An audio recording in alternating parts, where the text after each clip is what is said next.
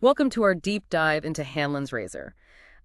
You've sent over some intriguing articles and research on this philosophical principle, and I'm really looking forward to unpacking it all with you. It's amazing how often we find ourselves puzzled by other people's actions, especially when they frustrate us. It's true, we're wired to seek explanations, and often the first place our minds go is to assume ill intent. But Hanlon's razor offers a refreshing alternative, a lens through which to view those actions, urging us to consider simpler explanations before jumping to conclusions of malice. Right. It's not about assuming everyone is innocent or that bad things never happen intentionally. It's more about acknowledging that, statistically speaking, incompetence, miscommunication, or just plain old stupidity are often the root causes of things that go wrong. Exactly. Think about the 1986 Chernobyl disaster. Initially, many assumed sabotage or a deliberate attack. But as investigations unfolded, it became clear that a series of human errors, design flaws, and a disregard for safety protocols were the real culprits. It was a tragic case of cascading incompetence rather than malicious intent. That's a powerful example. It shows how quickly we can gravitate towards dramatic explanations, when in reality the truth often lies in the mundane. Precisely. Hanlon's razor encourages us to pause and consider those less sensational or probable explanations. This isn't about excusing harmful actions, but about understanding the root causes to prevent them in the future. So how does this razor-sharp principle, so to speak, Yeah. play out in our daily lives? Well, think about a time you received a curt email. That left you feeling annoyed or offended. Did you immediately assume the sender meant to be rude? Hanlon's razor suggests that perhaps they were simply having a stressful day, were pressed for time. Or maybe they just aren't the most eloquent writer. I actually had a similar experience just the other day. I received a terse message from a colleague, and my initial reaction was, wow, what's their problem? But Yeah. then I remembered Hanlon's razor and considered that maybe they were just swamped with deadlines. It helped me reframe my perspective and avoid unnecessary drama. It's a simple shift in thinking, but it can have a profound impact on our relationships and our overall well-being.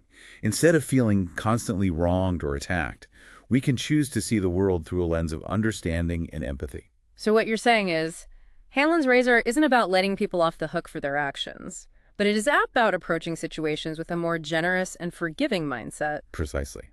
It's about acknowledging that we all make mistakes. We all have bad days, and sometimes we just don't communicate as effectively as we could. Makes sense. But it's probably easier said than done, especially when we're dealing with recurring frustrations or patterns of behavior that seem deliberately malicious. How do we balance this principle with a healthy dose of skepticism? That's where discernment comes in. Hanlon's razor is a guiding principle, not a hard and fast rule. We need to consider the context, the history of the individuals involved, and any evidence that might suggest a more deliberate intent. Okay, so it's about using Hanlon's razor as a starting point, a way to temper our initial reactions and give people the benefit of the doubt. But then we need to layer in critical thinking and assess the situation more deeply. Exactly. Think of it as a mental filter. That helps us avoid knee-jerk reactions and accusations. It allows space for understanding and opens up the possibility for more constructive conversations. Let's take the world of business, for example. Imagine a company releases a product that ends up being a flop. It could be tempting to assume they deliberately misled consumers or rushed a subpar product to market. Right. Especially in today's world, where there's so much talk about corporate greed and cutting corners. But applying Hanlon's razor encourages us to consider other possibilities.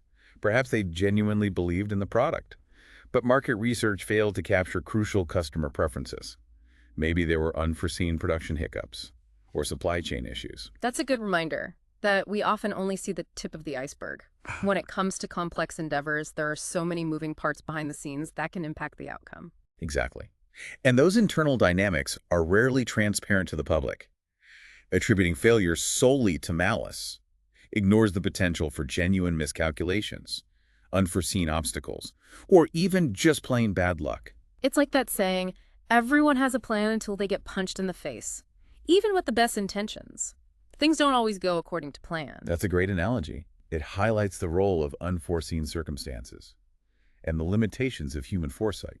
So when it comes to analyzing a situation, especially one involving a complex system, like a business or a government, it seems crucial to resist those initial assumptions of malice and instead dig deeper into the potential for more nuanced explanations. Absolutely. In fact, this principle can be particularly insightful when analyzing political events, Let's say a government policy ends up having unintended negative consequences. That's certainly a common occurrence. And it's often easy to assume that those in power are deliberately trying to harm certain groups or advance their own agendas at the expense of others. Indeed.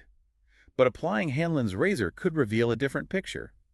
Perhaps policymakers genuinely believed the policy would be beneficial, but failed to anticipate certain ramifications. Or maybe different departments within the government weren't effectively communicating, leading to conflicting goals and unintended outcomes. That makes me think about the Cobra effect phenomenon, the idea that well-intentioned solutions can actually worsen the problems they're trying to solve. It's a classic example of how good intentions can still lead to negative unintended consequences. That's a fantastic connection. The Cobra effect perfectly illustrates how even the most well-meaning actions can backfire, highlighting the limitations of human planning and the importance of understanding complex systems. Okay, so we've talked about business, government, and even historical events like Chernobyl. But how does Hanlon's razor apply to our personal relationships? Well, imagine a friend cancels plans at the last minute, leaving you feeling disappointed and a little hurt. It might be easy to jump to the conclusion that they don't value your friendship, or that they deliberately chose something else over spending time with you. Ouch, yeah. That feeling of being brushed aside can sting. But Hanlon's razor urges us to pause before jumping to those conclusions. Maybe a work emergency popped up, or they had a family situation that required their immediate attention. Perhaps they woke up feeling unwell. Right. It's about remembering that people have lives and responsibilities that extend beyond our immediate interactions with them. Exactly. And sometimes those unexpected circumstances collide with our plans. Instead of immediately assuming they're being inconsiderate or that they don't care, we can choose to extend grace and understanding. It's about assuming good intentions until proven otherwise right, but what about situations where there's a pattern of behavior that's hard to ignore? Like if this friend consistently flakes on plans Right. or makes promises they don't keep. That's when it's important to balance Hanlon's razor with healthy boundaries and open communication. It's one thing to give someone the benefit of the doubt for an occasional mishap. It's another to repeatedly excuse behavior that consistently disrespects your time and feelings. So it's not about being a doormat or ignoring red flags. It's about using this principle as a tool to navigate those gray areas where intent isn't always clear. Precisely. It helps us create a more nuanced approach to understanding human behavior, recognizing that people are complex and their actions are often driven by a multitude of factors, not just malice. This brings up an interesting point. We've talked about applying Hanlon's razor outward to understand other people's actions. But what about using it to analyze our own behavior and motivations? That's a brilliant point. It's incredibly valuable to turn this lens inward as well. We often judge ourselves more harshly than we judge others, attributing our own missteps to character flaws or deep-seated issues. It's so easy to fall into that trap of self-criticism, right? Absolutely. But Hanlon's razor can offer a more compassionate and realistic perspective. Instead of beating yourself up over a mistake, consider whether it was simply a lapse in judgment, a moment of forgetfulness, or a result of being overtired or stressed. It's like giving ourselves the same grace and understanding that we try to extend to others. Exactly. Recognizing that we're all works in progress, capable of both brilliance and blunders, can foster a more supportive and forgiving inner dialogue. So instead of assuming the worst about ourselves, we can use Hanlon's razor to cultivate self-compassion and a growth mindset, viewing mistakes as opportunities for learning and improvement. Precisely.